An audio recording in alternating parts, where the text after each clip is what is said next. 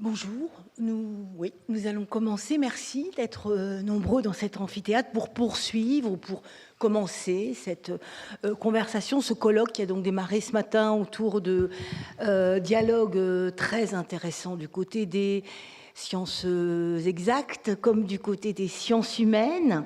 Là, on va, pour ce premier dialogue de l'après-midi, ce troisième dialogue de ce colloque, on va passer dans une toute autre échelle, j'ai envie de dire, à la fois de temps et d'espace, autour de cette question de l'adaptation. Finalement, on va être plus peut-être que dans la transition, dans l'adaptation au changement climatique.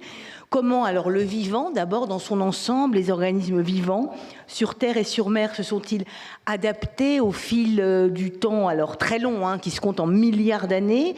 Comment le vivant s'est-il perpétué envers et à travers, j'ai envie de dire, tout ou presque? Ce sera avec le professeur Chris Bowler, qui était coordinateur scientifique du projet Tara Océan, professeur invité au Collège de France sur la chaire biodiversité et écosystème, qui va partager donc son savoir et ses interrogations, en dialogue avec le généticien des populations Luis Quintana Murci, professeur au Collège de France sur la chaire génomique et évolution, professeur à Pasteur, qui nous dira lui aussi, alors cette fois-ci, comment nous, les humains, nous, le peuple humain, ça c'est le titre de votre livre qui vient de paraître, Luis Quintana Murci, comment nous, le peuple humain, nous sommes adaptés tout au long, alors pas des milliards, mais des dizaines de milliers d'années d'évolution de notre espèce et des autres formes humaines qui nous ont précédés. On va peut-être commencer là-dessus, professeur Luis Quintana Murci. La génétique des populations, votre spécialité, la génomique, mais aussi l'épigénétique, peut nous ouvrir des pistes de réflexion. Et comment, justement, pour nous éclairer sur les transitions et les adaptations à tous les changements que nos humanités ont traversés? Donc déjà, on peut voir comme la sortie d'Afrique de notre espèce, c'est une des premières grandes adaptations. Comme vous savez, l'origine de notre espèce, il est en Afrique, il y a 200 000 ans, 300 000 ans, mais il y a 60 000 ans, les premiers sapiens sortent d'Afrique pour peupler le reste de la planète, et là, il faut déjà la première adaptation au froid, par exemple. Les premiers Européens arrivent de l'Afrique, ils doivent s'adapter à des nouveaux climats, le froid, des nouvelles ressources nutritionnelles et de nouveaux pathogènes, par exemple. Et là, les travaux montrent à l'échelle de la planète que la sélection naturelle nous a aidés à mieux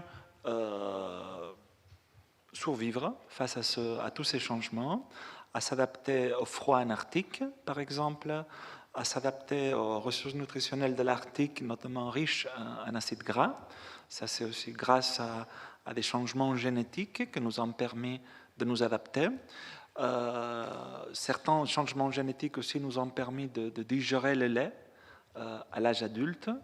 Ça, c'est un des exemples les plus iconiques d'adaptation au milieu. D'adaptation biologique, parce qu'on peut en parler après, mais il y a aussi des adaptations culturelles, et aussi l'adaptation au paludisme en Afrique, aux infections virales en Europe, etc. Tout ça peut être retracé en étudiant le génome humain des différentes populations. On peut retracer ces adaptations. C'est-à-dire, on peut retracer ces adaptations à partir de la diversité de nos génomes d'aujourd'hui. D'une part, c'est-à-dire en étudiant toute cette diversité de nous tous ici, on peut, en génétique de population, on sait disséquer la façon dont on s'est adapté aux différents environnements et on sait même dater le moment où tel changement génétique nous a permis de nous adapter à tel ou tel changement environnemental. Et avant d'en venir avec vous, Chris Bowler, au reste du vivant qui est quand même énorme, est-ce qu'on peut dire que finalement, pour les populations humaines, notre longue histoire, nos longues histoires des différentes formes humaines, sont une suite d'histoires d'adaptation, de transition et d'adaptation aux conditions environnementales et climatiques? Tout le temps. C'est-à-dire, dès qu'on apparaît comme espèce, déjà c'est une première adaptation. Mais après, il y a 60 000 ans qu'on quitte l'Afrique, jusqu'à aujourd'hui avec le Covid-19, ce n'est qu'une suite d'adaptations, et toutes ces adaptations sont, entre guillemets, enregistrée dans nos génomes, parce que c'est l'adaptation biologique, c'est l'adaptation génétique, qu'elle est transmise. Et aujourd'hui, on peut retracer toute cette histoire d'hommes et de femmes adaptatifs, qui se sont adaptés. On y reviendra, on reviendra aussi sur l'adaptation culturelle. Chris Bowler, à vous maintenant sur le vivant sur Terre. Vous vous êtes spécialisé sur le vivant sur mer, mais vous connaissez aussi le vivant sur Terre. Là, on est dans des échelles de temps bien plus énormes, hein. On parle vraiment en milliards d'années. Est-ce que là aussi, ce n'est qu'une suite d'histoires d'adaptation, plus ou moins réussies d'ailleurs, aux conditions environnementales et climatiques? Oui, absolument. Donc, l'homme, il est sur Terre depuis 100 000 ans, c'est ça? 200, 300 000 ans. 200, 300 000 ans. La vie, par contre, existe sur Terre depuis 3 milliards d'années. 3 milliards, plus de 3 milliards d'années. Hein. Oui. Donc, le parcours est très long. Et pendant le parcours, certes, la vie s'est complexifiée. La vie, au tout début, c'était très simple, peut-être même juste des molécules d'acide nucléique qui se sont ensuite formées des cellules. Et petit à petit, la vie s'est complexifiée jusqu'au sommet, si on voulait, de l'homme à la fin. Mais ce n'est pas du tout comme ça, comme c'est passé un parcours graduel de complexité. La complexité, le parcours en général, ça a été un parcours très long et des fois difficile, donc ponctué par les extinctions massives dans lesquelles plus de 40% de la vie disparaissait. Donc le parcours n'a pas du tout été une longue fleuve tranquille. Ça s'est produit plusieurs fois. On parle de 5 extinctions, d'une 6e extinction aujourd'hui. C'est sur des questions de biodiversité, mais vous êtes d'accord sur le constat? Les gens parlent de ça, oui. En gros, il y a 5 extinctions massives qui sont définies par des phénomènes à l'échelle globale qui ont duré typiquement 1 million d'années à peu près, avant que la vie se réinstalle sur Terre, et dans lesquelles plus de 90% de la vie disparaissait. Donc certes, la vie qu'on peut enregistrer, qu'on peut visualiser dans les records fossiles, qui n'est pas du tout un record uniforme, constant, parfait. Les traces fossiles, ils sont très, très imparfaits. Il y en a qu'on trouve et il y en a qu'on ne trouve pas. Oui. Il s'agit surtout des espèces marines qu'on arrive à distinguer dans les records, dans les roches, dans les fossiles. Donc, en gros, c'est ça. Il y a 5 extinctions massives, plus de 90% de la vie disparaissait. Mais il y avait aussi plusieurs autres. Il y avait, je pense, les scientifiques, ils ont pu constater plus de 20 extinctions de grande échelle pendant le parcours de la vie sur Terre. Et quelles sont les causes de ces extinctions? Des fois, ils sont les causes totalement imprévues. Un astéroïde, par exemple, qui arrive depuis l'espace, c'est le plus connu, imprévisible. Cause d'extinction des dinosaures. Oui, voilà. Les mouvements tectoniques, les activités volcaniques qui ont changé énormément la concentration de CO2 dans l'atmosphère, autres gaz toxiques, etc. Mais la vie elle-même a aussi contribué aux extinctions massives. Par exemple, des microbes méthanogènes qui génèrent du méthane. Méthane, donc, c'est aussi un gaz à effet de serre. Il y avait les moments dans le passé quand les méthanogènes ils se sont proliférés de manière hors contrôle sur la planète, qui a provoqué un réchauffement de la planète. Autrefois, quand le CO2 ou le méthane a été utilisé par les microbes, ça provoquait des chutes de la température, avec l'effet de créer une terre de boules de neige, snowball earth. Donc la vie aussi participe, et également les plantes que tout le monde adore, les plantes, ils sont aimables de tous les points de vue. Les plantes aussi, ils ont contribué à l'extinction massive du faune de Dévonien. Donc avant le Dévonien, il s'agit il y a 400 millions d'années, il n'y avait pas de plantes sur Terre. Il y avait juste des microbes photosynthétiques au sein de l'océan. Ils sont eux qui ont généré de l'oxygène qui a ensuite rendu possible l'évolution des animaux.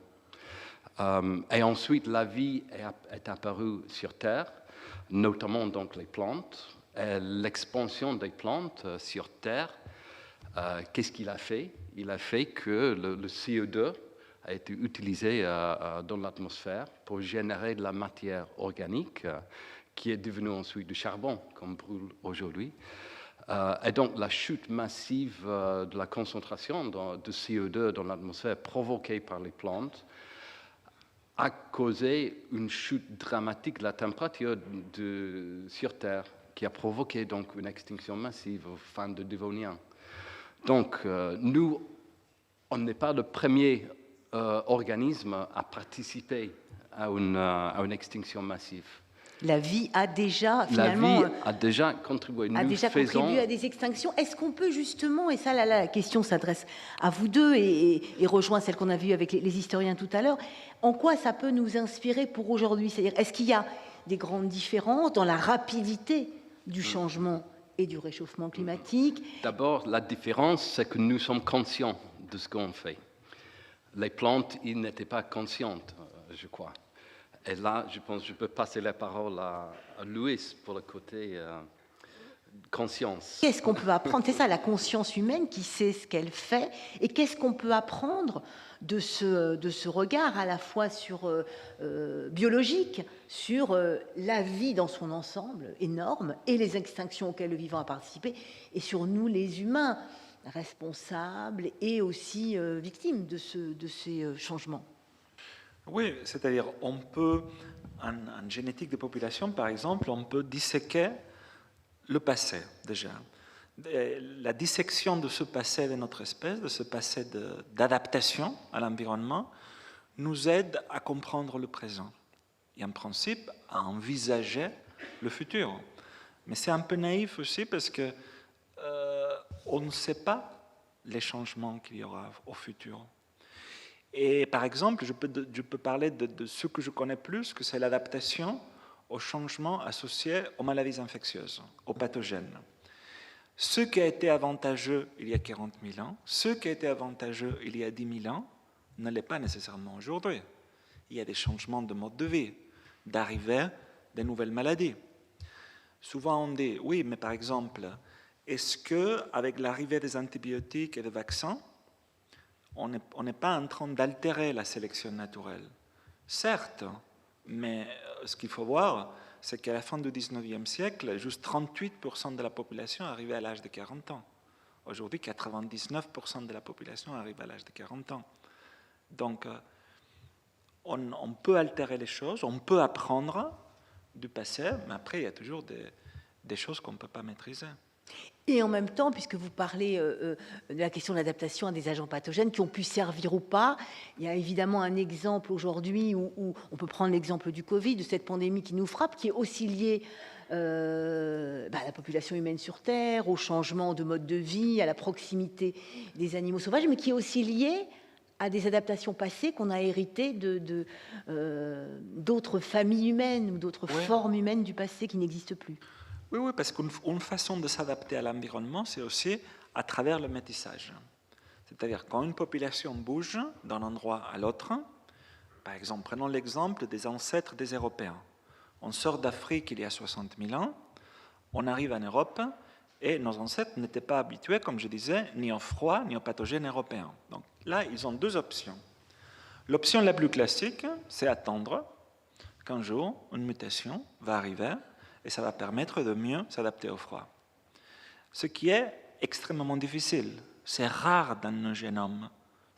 On appelle ça des balayages sélectifs, c'est-à-dire une mutation qui apparaît, il y a une monte en fréquence dans la population parce qu'elle nous permet de mieux s'adapter au froid, par exemple, ou de mieux résister à une maladie infectieuse.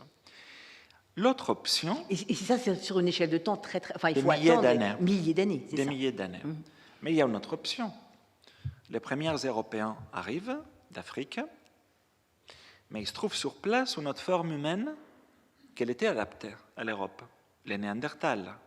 Ça faisait au moins 300 000 ans qu'habitaient en Europe. Donc, quoi de plus simple que se de métisser avec les Néandertals et acquérir des Néandertals les mutations qui ont permis aux Néandertals de vivre dans le froid. Et d'ailleurs, c'est ce qui s'est passé. Nous savons tous aujourd'hui que tous ceux d'entre nous qu'on est d'origine non africaine, entre 2 et 2,5% de notre génome est d'origine néandertale. Et la raison pour laquelle ces 2,5% de notre génome est persisté jusqu'à aujourd'hui, c'est parce qu'en grande partie, il a aidé nos ancêtres à mieux survivre le froid et les maladies virales tout en particulier. Et tout en particulier, les maladies infectieuses d'origine virale des virus ARN, comme le virus de la grippe et le SARS-CoV-2. Donc, ce qu'on sait aujourd'hui, que l'homme quitte l'Afrique il y a 60 000 ans, et il y a environ 40 000 ans, 45 000 ans, 50 000 ans, il se métisse avec l'homme de Néandertal et acquiert, via ce métissage, des mutations qui ont permis aux premiers Européens de survivre au virus ARN. Mais ce qui était avantageux il y a 40 000 ans ne l'est nécessairement plus aujourd'hui. On a changé et de nouvelles maladies sont arrivées. Et c'est vrai qu'il y a un morceau, on va dire, du chromosome 3 dans nos génomes qu'on a hérité de Néandertal, qui est présent dans environ 16% des Européens, c'est des millions de personnes quand même, 50% des Indiens, 62% des gens d'origine du Bangladesh, et ceux d'entre nous qu'on a ce morceau qui vient de Néandertal, on a 60% plus de chances d'être hospitalisés suite à un Covid sévère. Mais il y a encore un autre morceau dans un autre chromosome, le chromosome 12, qu'on a aussi hérité de Néandertal. Et là, ça nous protège, ça diminue de 22% nos chances d'être hospitalisés par le Covid sévère. Donc, en général, pour finir sur cette partie de métissage, tout ce qu'il y a de Néandertal en nous est positif. Sinon, ça ne serait plus là. Mais il y a des exceptions comme celle que vous venez de dire. Alors, je voulais marquer là-dessus parce qu'on se rend compte à quel point le métissage est important. Les migrations sont aussi importantes et je pense dans tout le vivant. Vous travaillez sur le vivant et notamment le vivant marin. Vous avez à travers Tara Océan essayé de référencer tout le vivant marin, Chris Bowler. Est-ce qu'il y a aussi, comme autre manière d'adaptation, il y a aussi le fait de bouger, de migrer, de changer d'endroit quand la température change Absolument, absolument. Dans le milieu marin, c'est fluide, c'est liquide. La migration, c'est même plus facile par rapport à la terre. Trouver sur une montagne avec une fleuve devant, c'est difficile de se déplacer pour trouver un autre endroit adapté. Donc la vie marine, surtout, oui, c'est très flexible, adaptable. Mais c'est un phénomène général de la vie. La vie a envie de vivre. Donc la vie trouve toujours, essaie de trouver toujours sa place. L'environnement change et la vie essaie de s'adapter à travers les différents mécanismes de génétique, d'épigénétique, etc. Et est-ce que la vie, justement, quand vous dites la vie, elle a envie de vivre, et les organismes vivants, est-ce que justement cette envie de vivre peut permettre de dépasser des périodes de transition, de changement climatique rapide comme ce que l'on vit actuellement. Oui, certains organismes, ils sont très robustes, qu'ils arrivent à survivre n'importe quel stress. Autres espèces sont des espèces exotiques qui ont du mal à s'adapter. On ne connaît pas encore pourquoi une espèce donnée a plus de souplesse. On ne connaît pas vraiment les mécanismes génomiques, épigénétiques, etc. Mais on suppose que la base, c'est ça, c'est génétique, c'est une souplesse pour s'adapter à l'échelle d'un génome, pour permettre plus d'adaptabilité au froid, aux autres conditions. Mais la vie en général, c'est extrêmement adaptable. La vie se trouve quasiment partout sur la planète. Il y a très peu d'endroits qui sont vraiment stériles. Très, très peu d'endroits. Et est-ce que les grands vivants, Luis Quintana Morsi que nous sommes, hein, enfin, il y a des plus grands vivants que nous, mais enfin les grands vivants que nous sommes, est-ce qu'on peut avoir comme ça aussi des capacités d'adaptation à tout, et notamment au changement climatique, et notamment au changement que nous avons provoqué et que nous continuons de provoquer? Quelle piste d'adaptation sur une échelle de temps rapide?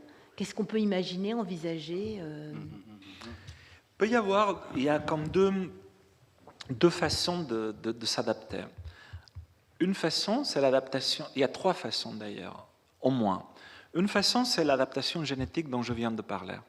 L'adaptation génétique, c'est quelque chose d'extrêmement lent, extrêmement difficile, mais une fois mise en place, c'est très pérenne. 50-60% d'entre nous, on a la mutation qui nous permet de boire le lait à l'âge adulte. Point.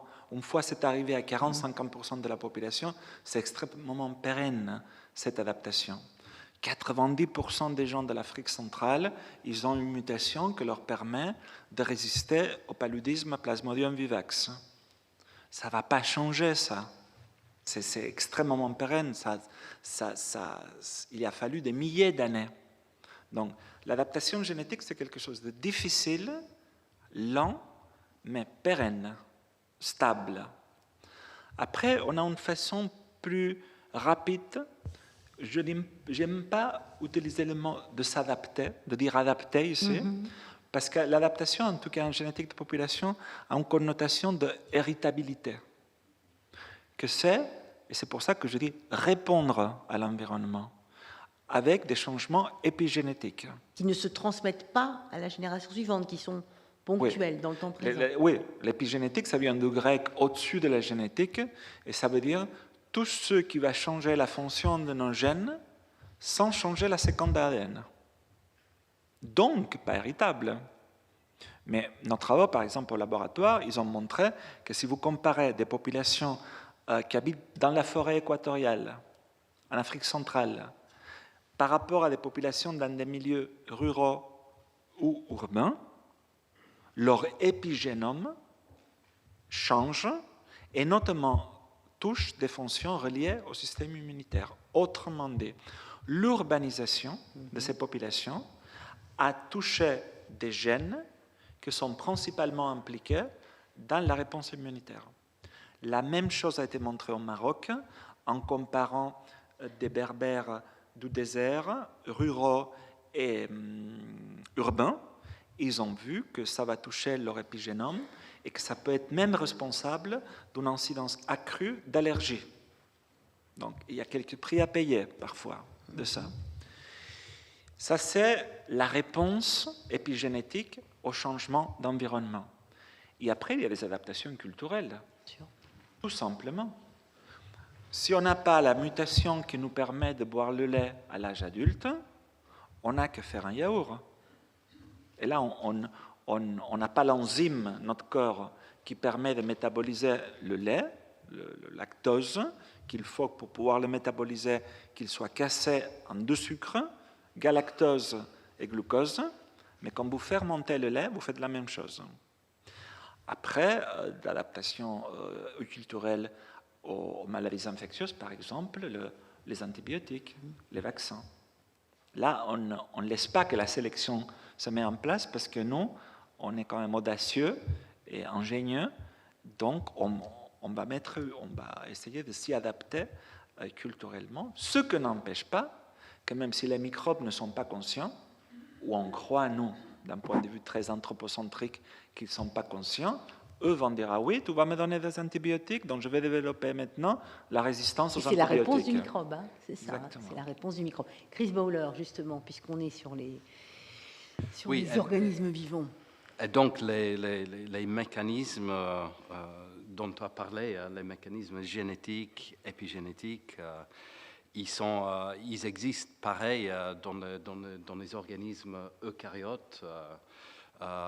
L'homme, les plantes, les organismes eucaryotes unicellulaires également. L'adaptation culturelle, ça c'est unique à l'homme. C'est ça. Mais les deux autres, non. C'est-à-dire la réponse génétique qui prend... Enfin, l'adaptation génétique qui prend énormément de temps, évidemment, chez tout le vivant. Oui. Et la réponse épigénétique ponctuelle, réaction à l'environnement, ça peut aller plus vite, exactement. Et certes, quand il s'agit d'un organisme qui a un cycle de vie d'1 an, par exemple, ça peut aller plus vite, l'évolution, l'adaptation. Quand il s'agit d'un organisme unicellulaire qui prolifère, qui se divise chaque jour, ça peut aller encore plus vite. Les microbes. Les microbes, oui. Donc, leur adaptation génétique peut aller très, très vite. Leur capacité de s'adapter. Donc, l'homme a un cycle de vie plus long et donc l'évolution de l'adaptation prend plus de temps. Mais les mécanismes sont à peu près pareils chez l'homme, chez les plantes, chez les organismes, chez la levure, chez le phytoplancton au sein de l'océan, etc.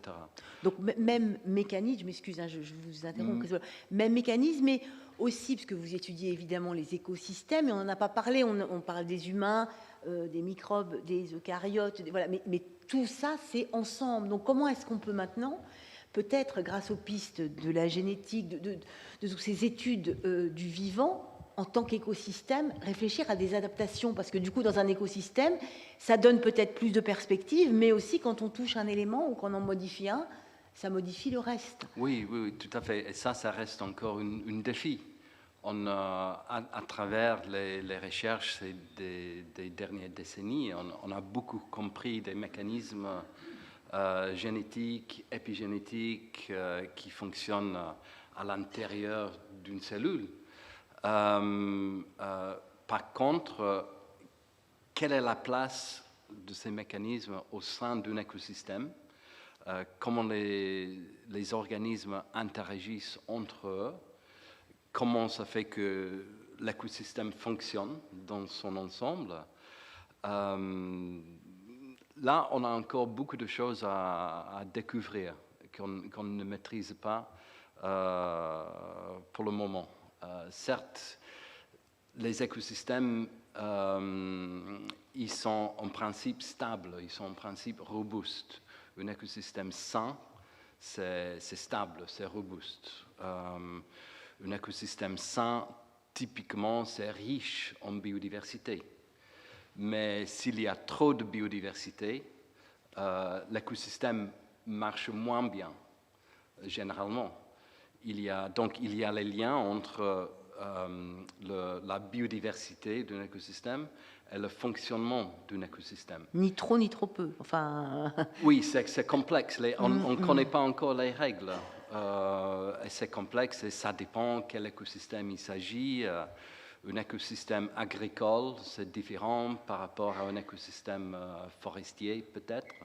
Un écosystème marin ne marche pas forcément de la même manière qu'un écosystème terrestre. Donc, il y a beaucoup de choses à maîtriser encore. Mais je trouve ça fascinant, car en fin de compte, c'est les mécanismes cellulaires, génétiques, épigénétiques, etc., qui marchent également à l'échelle écosystémique. C'est ça qui est étonnant, c'est vraiment de l'infiniment petit à l'infiniment grand. Et quand on parle d'écosystème et de l'écosystème Terre, les humains ont un rôle énorme, et ils sont eux-mêmes aussi en constante relation avec l'écosystème qu'ils ont créé, ils en font partie, ils sont en relation avec eux.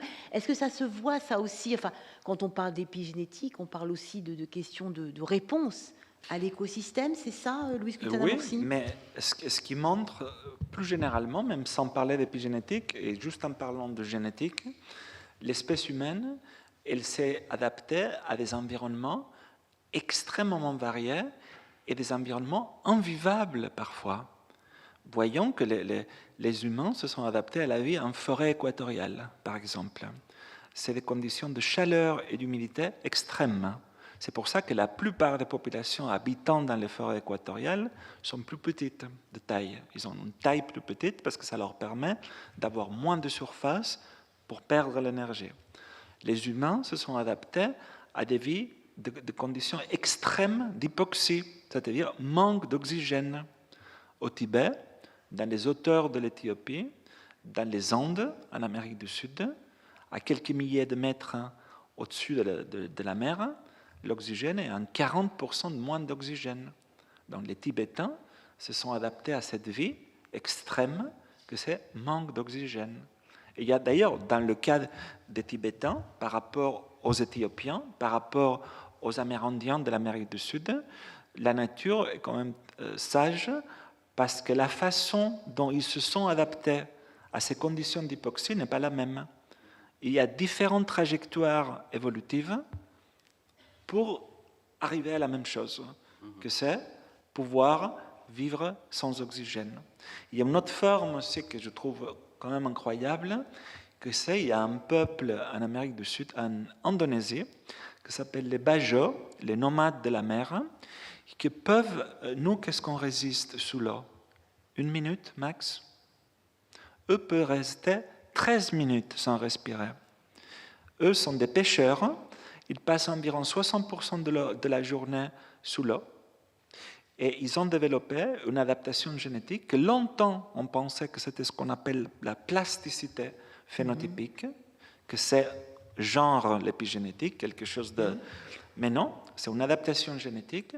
Ils ont la rate plus grande, et cette rate de taille plus grande est sous contrôle génétique, et c'est simplement que la rate expulse plus de globules rouges, plus oxygénés, et ça leur permet de résister 13 minutes sous l'eau. C'est complètement fascinant. Est-ce qu'on peut imaginer, non pas s'en inspirer, on comprend bien que c'est sur des échelles de temps très longues que peuvent se dérouler ces adaptations, mais est-ce qu'on peut s'en inspirer? Est-ce que l'espèce humaine est une des plus adaptables, adaptatives, je ne sais pas comment il faut le dire, par rapport au reste du vivant, Louise ou Chris?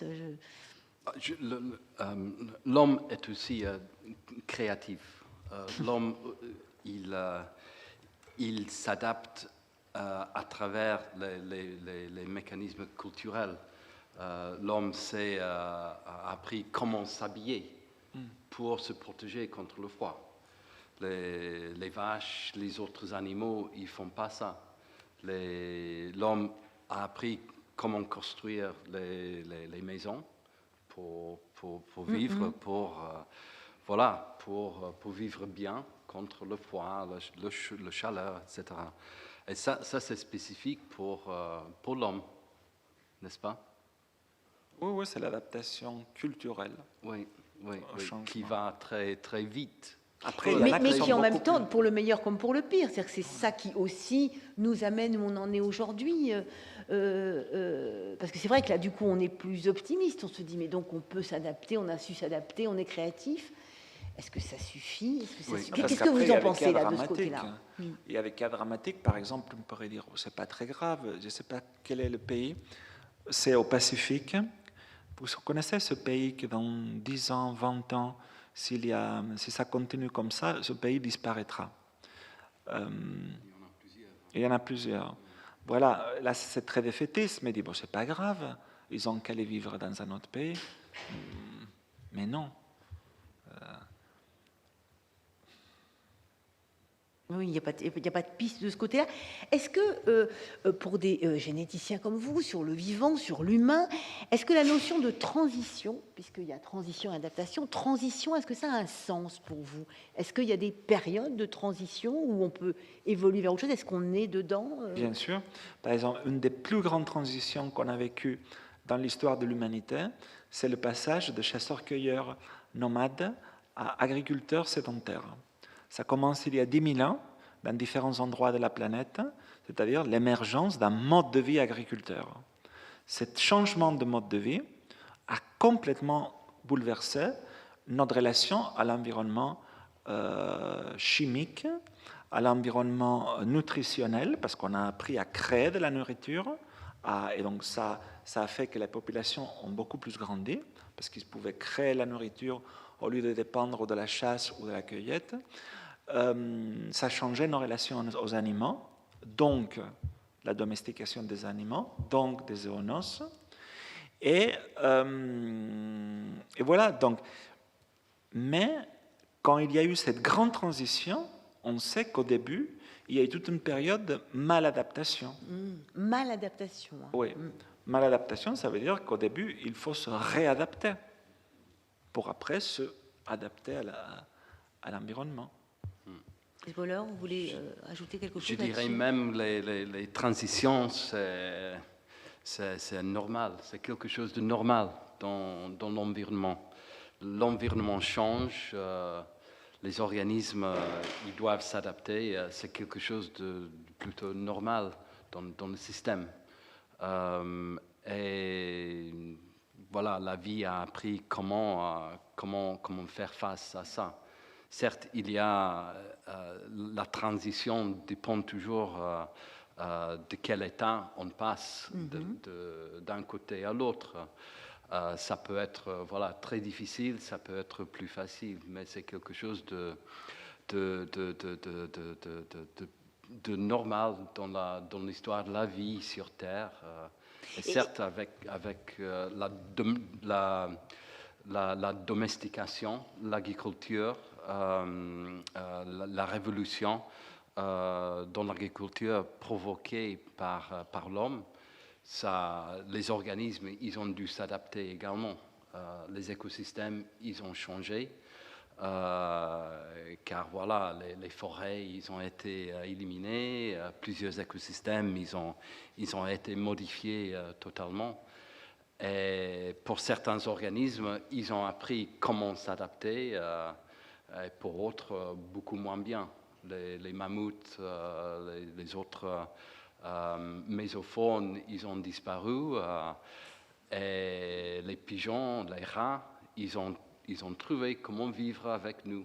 Et les pathogènes, certains zoonoses, par exemple, ils ont pu profiter de notre voisinage avec les animaux domestiqués pour...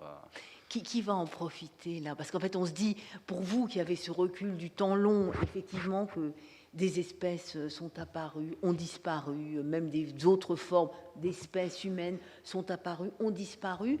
Lesquelles vont en profiter? Et est-ce que vous regardez ça, évidemment qu'on est partie prenante, mais en même temps avec un autre recul, ou en disant, voilà, c'est une période de transition dans laquelle nous sommes, dans laquelle nous serons.